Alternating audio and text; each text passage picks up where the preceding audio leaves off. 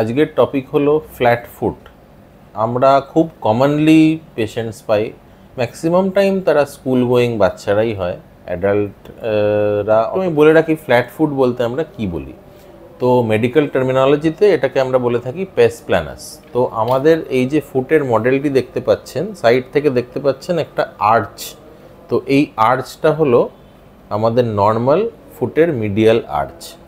তো এরকম ফুটের 2-3টে আর্চ আছে, এই দিকে একটা আর্চ আছে, এইভাবে একটা আর্চ আছে।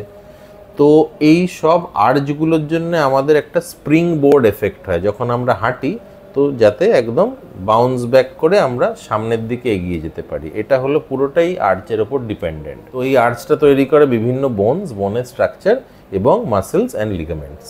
তো এত কিছু মিলিয়ে একটা ব্রিজের মতো আর্চ তৈরি হয়। তো ওইটা আমাদের বডির ওজনও নিতে পারে এবং আমাদের হাঁটতে সাহায্য করে।